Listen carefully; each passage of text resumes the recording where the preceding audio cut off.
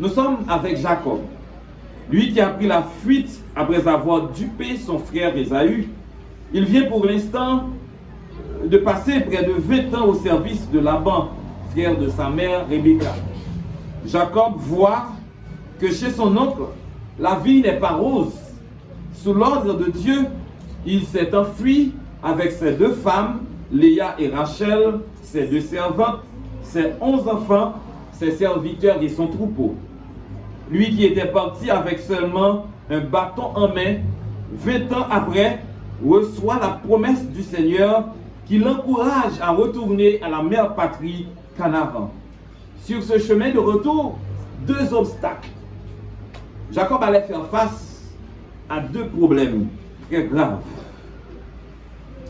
Et ces obstacles allaient tourmenter la vie de ce patriarche, qui devient pour l'instant un peu plus mature. Le premier obstacle, c'est qu'il a laissé la maison de son soi-disant bienfaiteur, son oncle, de façon malhonnête. Après 20 ans de relation, 20 ans de collaboration, monsieur qui décide de partir sans piper mot à son oncle.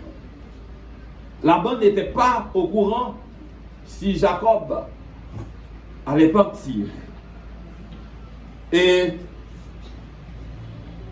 il ne savait peut-être pas non plus qu'est-ce qu'il allait rencontrer au cours de la route. Et puisque son oncle n'était pas au courant de son départ, je suis sûr et certain que Jacob n'aurait jamais décidé de retourner à la maison de son oncle. Et le deuxième obstacle, c'est que l'endroit où il souhaite aller, son pays d'origine, il avait un ennemi juré, son frère.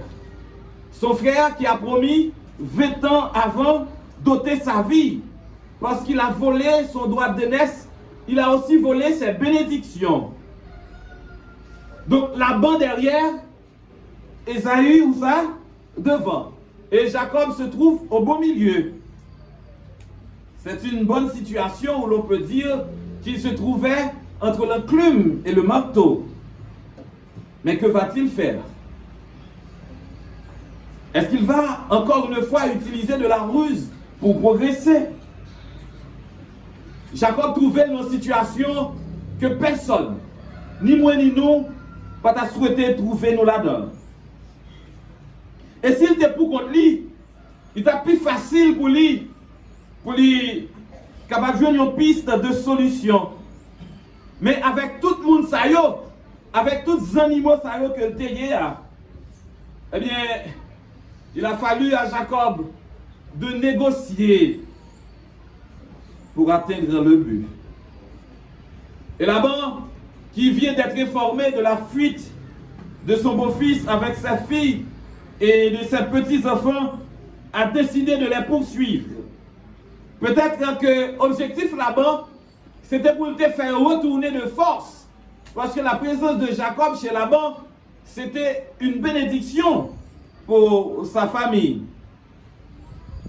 Mais un soir, tandis qu'il dormait, Dieu est venu lui dire en Genèse 31, verset 24, « Garde-toi de parler à Jacob ni en bien, ni en mal. » Et au bout de 7 jours de marche, ils se sont rencontrés dans la contrée de Galade.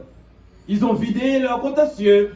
Donc Jacob dit, Laban, mais son femme que me battre, mais Laban dit à Jacob, mais son femme. Et Youn dit l'autre, ça a été fait. Et ensuite, ils ont conclu une alliance. Et maintenant, le problème avec son oncle est résolu. Il reste maintenant le deuxième obstacle.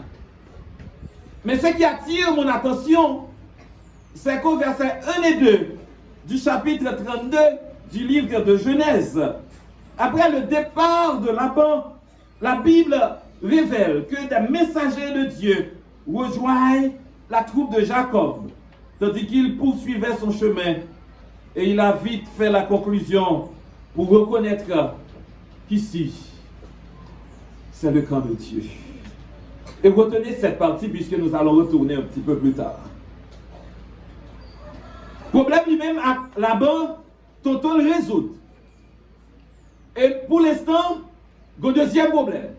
Quel est le deuxième problème? À l'église à base. Quel est le deuxième problème? Esaïe. Deuxième obstacle. Qui est lié? Esaïe. Qui ça Esaïe était pour Jacob? Petit frère ou bien grand frère? C'était son frère jumeau, mais en réalité, il est sorti avant. Donc, à lui appartenait le droit d'aînesse, les bénédictions de son père. Et là, Jacob va envoyer devant lui des messagers pour dire à son frère qu'il a changé. Donc, il va dire à Esaïe que Kounyam pour l'autre statut. Il dit Kounyam son homme marié. M'ge madame, moi j'ai petite, m'ge serviteur, m'ge servante. Et il traite son grand frère comme son seigneur et lui son esclave. Et des mots bien gentils sont adressés à son frère. Et de l'autre côté, 20 ans encore se sont écoulés. Esaïe se rappelle des tromperies de son frère. Il rappelait que tandis qu'elle t'a chassé pour lui porter à manger pour son père. Et Jacob, avec la complicité de sa maman, il a trompé. Il a trompé papa pour lui capable de voler bénédiction. Et vous savez que les messagers que Jacob a envoyé dire à Esaü qu'il a changé, qu'il a maintenant femme, qu'il est marié, qu'il a des enfants, ils ont retourné pour dire à Jacob. Les nouvelles ne sont pas réjouissantes. C'est-à-dire que lui, il s'avance, mais pas pour la paix, c'est pour la guerre. Il y a 400 nègres, 400 soldats qui ont marché contre eux pour venir pilonner. Esaïe a soif de sang, au lieu de se réjouir de revoir son petit frère après 20 ans de séparation. Et là, Jacob trouvait dans une situation difficile. Et il va rappeler à mon Dieu. Mais connaît-il de sa promesse? C'est lui qui demandait pour retourner dans son pays d'origine, afin de lui faire du bien. Et une autre idée de génie va monter dans la tête de Jacob. Celle de faire un présent considérable à son frère. Jacob a changé après tout ce temps.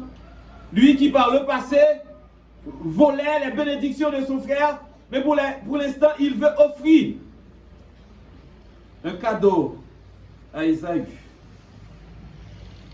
Et si vous lisez ce chapitre, et si vous faites un calcul rapide, vous allez voir que Jacob, je ne sais pas s'il était prêt pour emballer ses cadeaux, pour lui offrir à son frère, mais là, il faut qu'il calcule, c'est plus passé 550 animaux que Jacob a décidé d'offrir à Esaü en échange de sa vie et de sa troupe qui t'a accompagné.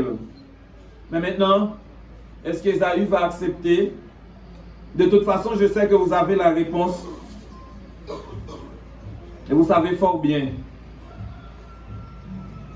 la réaction de son frère. Et je voudrais, tandis que je progresse dans ce temps de méditation avec vous, sœurs et frères, partager avec vous ces 3 points essentiels. Pour l'instant, vous allez ouvrir vos Bibles avec moi. Et le premier point que nous allons ensemble développer, c'est que Dieu désire avoir avec chacun de nous une relation d'intimité. Bon Dieu voulait rentrer dans une relation d'intimité avec chaque jeune, chaque aventurier éclaireur, ambassadeur, chef guide, avec chaque frère, chaque sœur qui a partagé ce moment de méditation.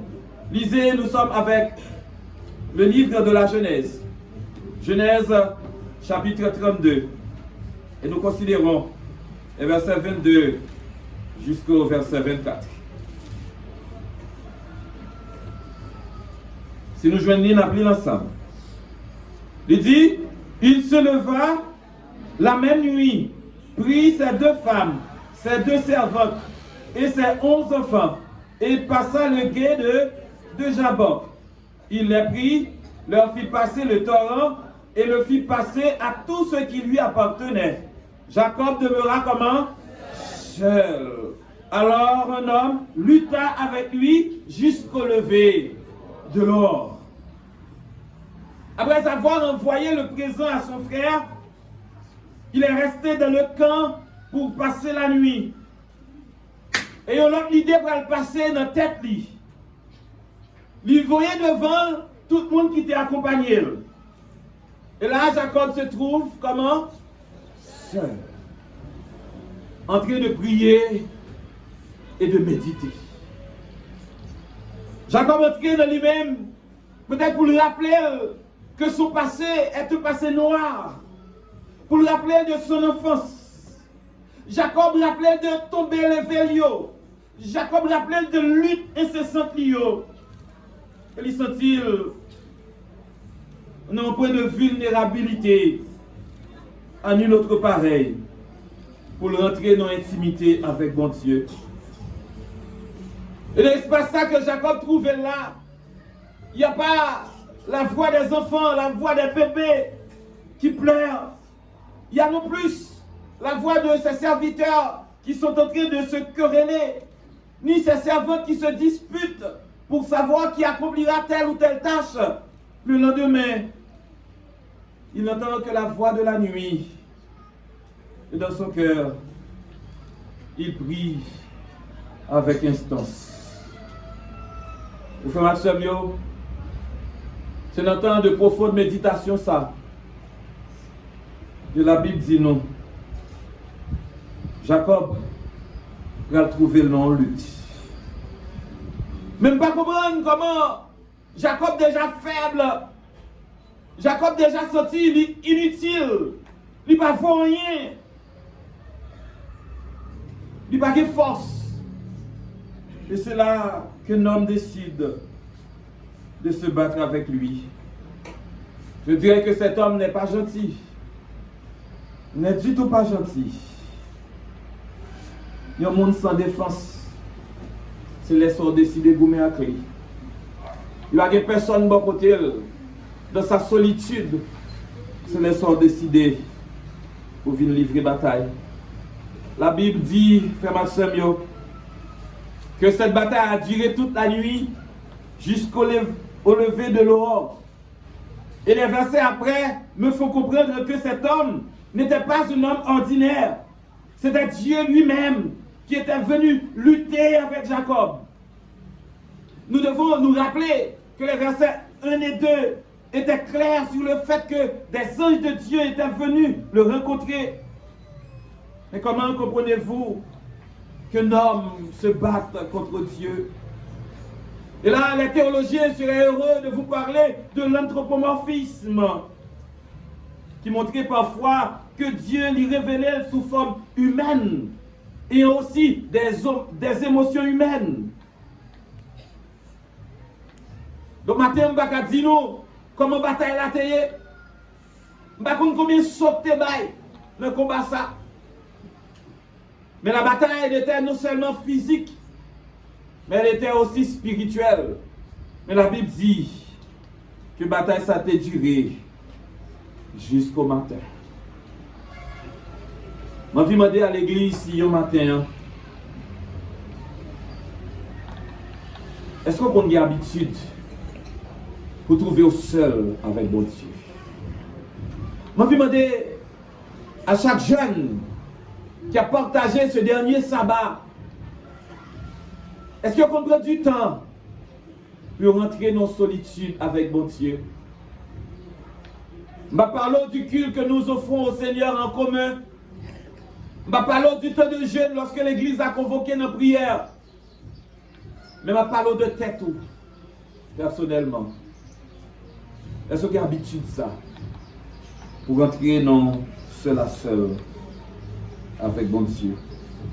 Ou bien je vais demander, est-ce qu'on prend l'habitude pour mettre à nu devant lui, pour faire tomber les masques et vous sentez combien devant aux vulnérables. Tant de fois, sœurs et frères bien-aimés, vous et moi, nous sommes cachés derrière nos titres et nos positions, tandis que nous oublions qui nous sommes vraiment. C'est vrai que je dis à nous qu'à marier. C'est vrai que je dis à nous qui diplôme. C'est vrai que je dis à nous tailler une place au soleil. Mais est-ce que le chemin qui t'a mené nous dans le mariage, ça, c'était un chemin droit? Est-ce que le chemin ça qui t'a bon nous diplôme, ça, c'était le bon chemin? Parce que fort souvent, nous avons fait tellement de détours pour nous atteindre une position. Mais tant que Jacob, frère Maxime, mais vite pour nous rentrer dans une intimité profonde avec mon Dieu, pour nous dire combien nous sommes désolés d'avoir péché, pour nous dire combien nous sentons, nous regrettons, parce que nous ne pas toujours prendre de bonnes décisions. Tandis que Jacob était seul, Dieu est venu auprès de lui. C'est ce que nous appellerions la théologie de la présence. Jacob te pensait que pour contre lui. Pourtant, Dieu se manifestait à ses côtés. On veut dire à un monde qui sentit seul. On veut dire à un monde qui sentit découragé. On veut dire à un monde qui sentit opprimé. On veut dire à un monde qui sentit abandonné. Que notre Dieu est là. Et quand on vous dit que votre bataille est perdue à l'avance, et quand on vous dit, on peut vous faire croire que vous êtes né par hasard ou par accident, j'ai la joie ce matin de vous dire que constamment Dieu se trouve à vos côtés. Et là, je vais faire la deuxième considération avec vous. Je vous invite à lire les versets 25 et 26. Il a dit, voyant qu'il ne pouvait le vaincre, cet homme le frappa à la boiture de la hanche. Et la boiture de la hanche de Jacob se démit pendant qu'il luttait avec lui. Il dit, laisse-moi aller, quand l'aurore se lève. Et Jacob répondit, je ne te laisserai point aller, que tu m'aies béni. Maintenant, l'homme Dieu veut négocier. Puisque Jacob paraît invincible, il n'est pas arrivé à maîtriser. Il passe une vitesse supérieure. Il le frappa à l'emboîture de la hanche. Et l'emboîture de la hanche, chers frères bien-aimés, se situe dans la région de l'aine, à la jonction entre le bassin et la partie haute de la cuisse. C'est l'articulation qui supporte le poids du corps et permet les mouvements de la marche, de la course et de la flexion.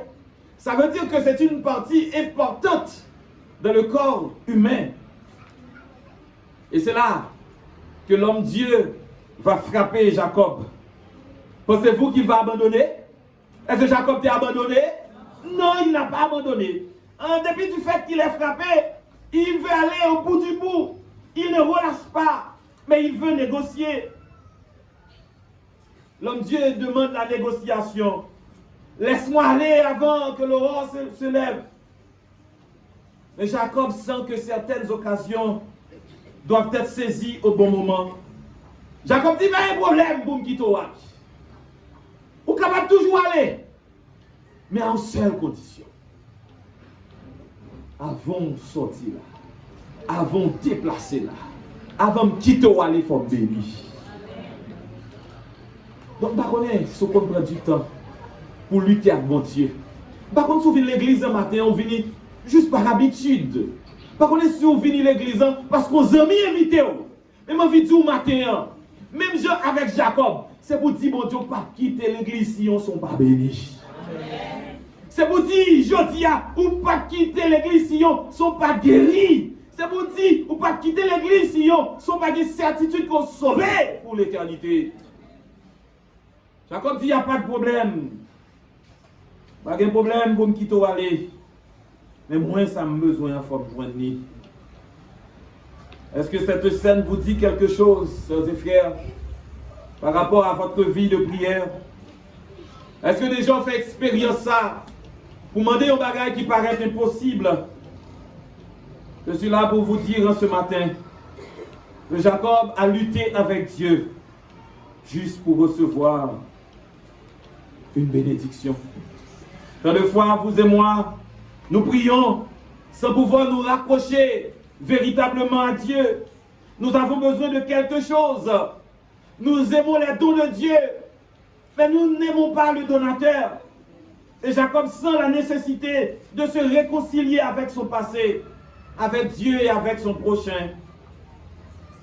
Vous savez tant bien que moi qu'il serait absurde pour un homme de lutter avec Dieu et de le vaincre.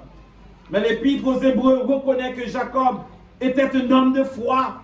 Et nous lisons en Hébreux chapitre 11, le verset 21. Il dit, c'est par la foi que Jacob, mourant, bénit chacun des fils de Joseph et qu'il adora, appuyé sur l'extrémité de son bâton. Donc, sœurs et frères bien-aimés, Jacob pas de cagouma bon Dieu vrai pour te remporter la victoire.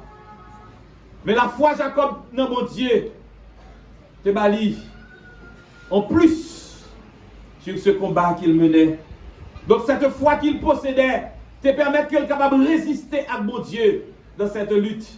Donc c'est résistance ça que je viens inviter pour faire mon Dieu par la foi. C'est résistance ça que je m'invite chaque jeune pour être capable de faire dans la vie de prière avec mon Dieu. Parce que Dieu désire nous donner au-delà de nos attentes, au-delà de nos espérances. J'ai envie de vous demander, est-ce qu'on a la foi dans mon Dieu ça? Est-ce qu'on croit dans mon Dieu ça pour de vrai? Il est vrai que la hanche de Jacob a été démise, mais par la foi qu'il avait, Dieu pouvait le bénir. Et maintenant, appuyé sur son bâton, rappelant cette scène de bataille avec Dieu, il peut bénir ses petits-fils. Donc Jacob, dans sa constance, arrivait à toucher le cœur de Dieu. Jacob sent qu'il a une mission, il a une responsabilité et il a aussi une promesse. Je dis encore, l'Église a besoin des dirigeants, l'Église a besoin des leaders, l'Église a besoin des chefs guides, l'Église a besoin des cils qui pas peur pour lutter avec bon Dieu, même Jacob. Des hommes et des femmes de foi qui prêtent pour être capables d'utiliser toute force pour jouer une bénédiction pour l'Église Sion. Lorsque l'Église a fait face à des événements difficiles, lorsque l'Église a fait face à des problèmes, des difficultés, et que pas ouais comment on peut sortir là-dedans. Et quand il y a des hommes et des femmes de foi, lorsque il y a des hommes et des femmes de genoux dans l'Église qui paraissent pour lutter avec mon Dieu, sûr et certain, sœurs et frères, qu'au travers de nos prières, qu'au travers de notre foi, que bon Dieu est capable de faire des choses extraordinaires pour nous-mêmes. C'est pour cela, chers et frères, chers amis, nous ne devons pas avoir peur de passer des heures sur nos genoux. Nous ne devons pas avoir peur de passer du temps de qualité avec notre Dieu. Et par la foi, frère Maxime, j'ai certitude ça, que si nous arrivons toucher que mon Dieu dans la prière, si nous arrivons toucher que mon Dieu dans le moment d'intimité nous avec lui, mais elle a l'ouvrir grandement.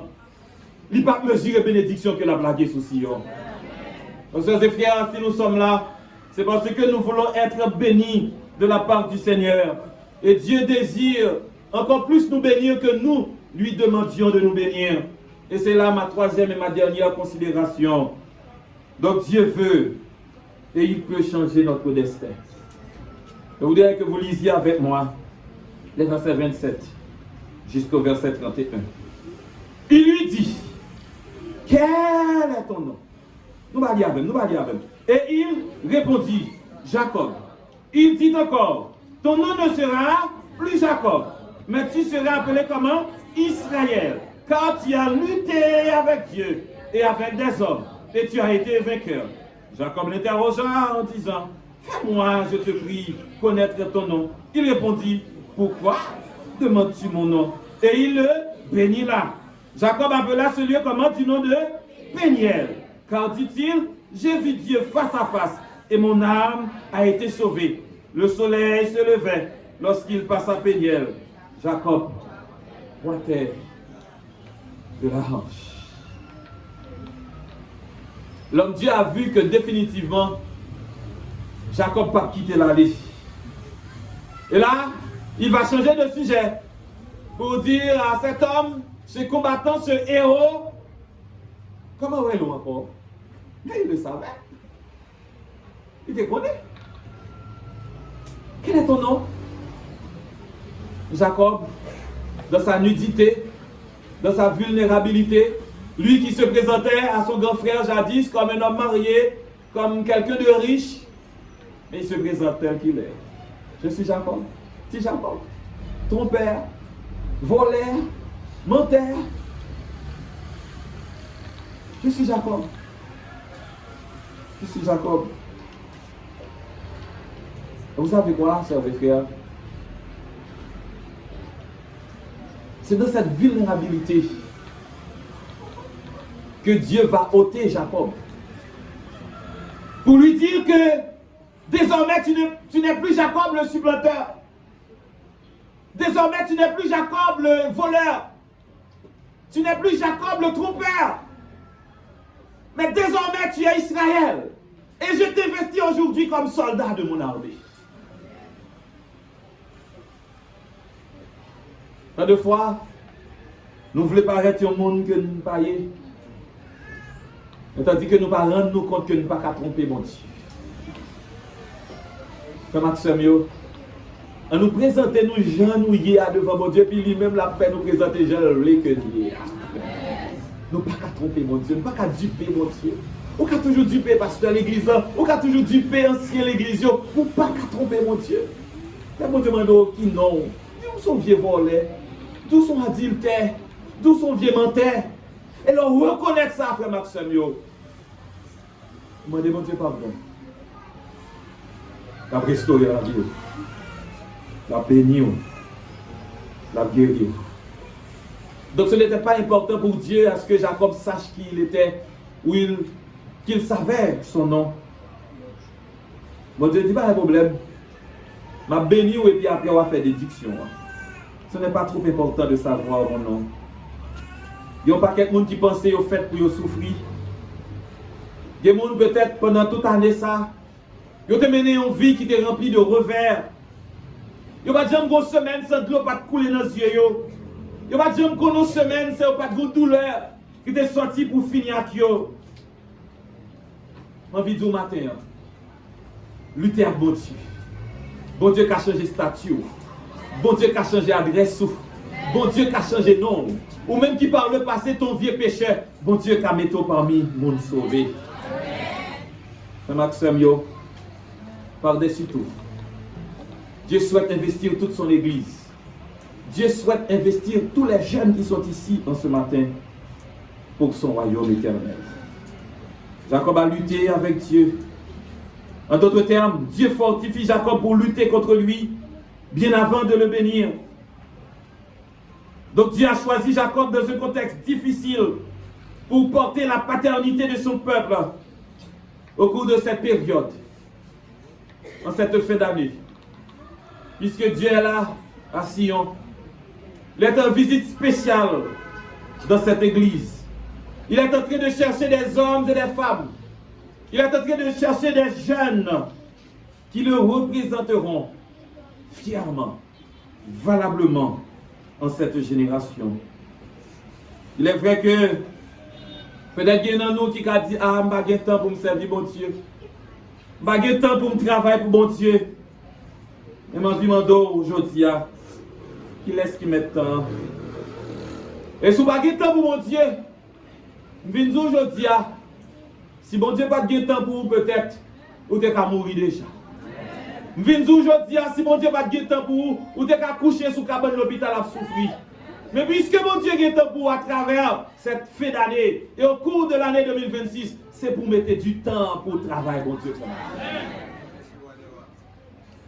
Bon Dieu a temps pour l'église. Bon Dieu remet nous. Bon Dieu prend soin de nous. C'est ça que fait aujourd'hui à nous capables là. Et si également nous croyons de la théologie de la présence, nous aurons aussi cette certitude. Quand nous sommes sur le point de sombrer, quand nous sommes sur le point de battre en retraite, Dieu est toujours à nos côtés. Une fois, tandis que je travaillais dans une zone difficile comme pasteur, m'estimais que les frères et sœurs ne collaboraient pas. Dans les activités, j'ai toujours senti pour compte moi. Comme pasteur, c'est moi pour venir à projet, c'est moi pour présenter le comité, et c'est moi pour réaliser. Là, je me sens seul. Et une fois, je m'en plaignais à un ami, un collègue théologien, pour lui dire, dans ce district, ou dans quelques églises particulières, parfois je me sens seul. Loin de ma famille, de mes amis, de tout le monde qui m'était habitué dans l'église, qui m'était grandi. Et pourtant, m'a mené au ministère dans solitude. Me dire, c'est seulement bon Dieu, m'a toujours senti qu'il y avait. Et là, il va me donner une réponse qui allait attirer mon attention et qui, jusqu'à présent, continue à guider dans le ministère. Il dit, mais ce que bon Dieu a avant, il n'y a pas besoin d'autre monde. Donc, ça, c'est frère bien-aimé. Parfois, nous avons toujours senti nous seuls. Mais il y a une certitude que bon Dieu a avec nous.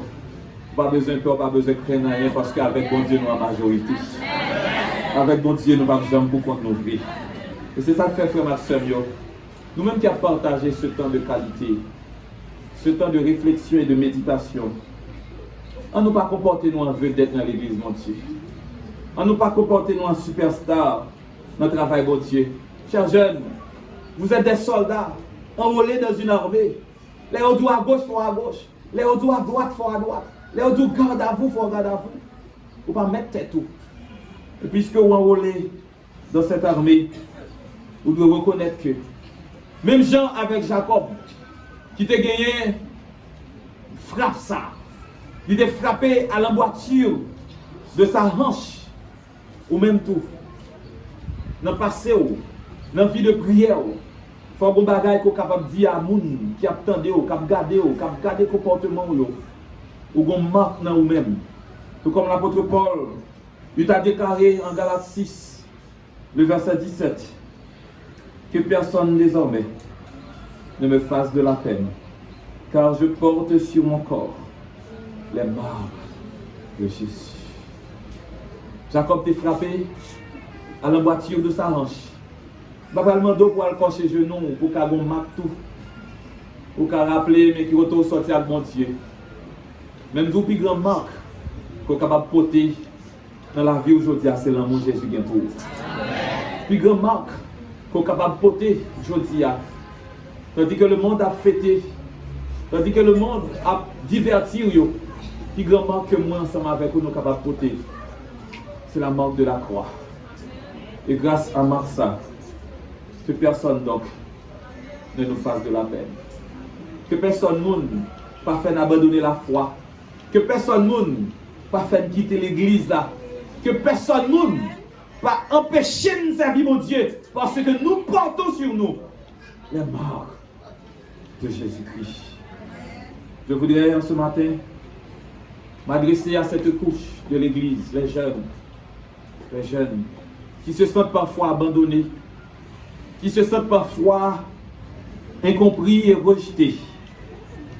Il y a un pile peut-être qui baptisé, mais qui distant par rapport aux activités de l'église, qui va même oser porter uniforme, non, ou bien qui te compte porter par le passé. Mais ça fait très longtemps que déposer, vous fait cadeau, vous mettez dans le matelas, vous gardez en distance par rapport à l'église. Nous m'en envie de rappeler, chers jeunes, que Dieu est présent dans notre vie. Il veut encore une fois ce matin nous enrôler dans son armée comme il l'a fait pour Jacob. Pas quitter personne monde faire la peine. Quel que soit le monde que le taille, quelle que soit la position que le taille dans l'église là, sachez que cette église n'est pas l'église de frère ou de pasteur un tel, n'est pas l'église de sœur une telle. Mais cette église, c'est l'église du Dieu vivant. Et nous, chacun là, nous avons place dans l'église ça. Parce que c'est celle côté bon Dieu vient chercher le monde pour le sauver. Que personne donc ne nous fasse de la peine. Chers frères bien-aimés, chers jeunes, Est-ce que je dis à nous voulons prendre habitude pour nous lutter avec mon Dieu? Et est-ce que je dis à nous croire que si nous luttons par la foi avec mon Dieu a béni nous et qu'il a sauvé nous? Que le Seigneur dans sa grâce, dans son amour indéfectible et indéniable, nous donne cette force de lutter, d'aller jusqu'au bout avec lui. Et que bientôt, très bientôt, vous et moi, nous soyons investis pour le royaume éternel. Puisse le bon Dieu nous bénir tous. Viens, Seigneur, conduis-moi vers ta présence.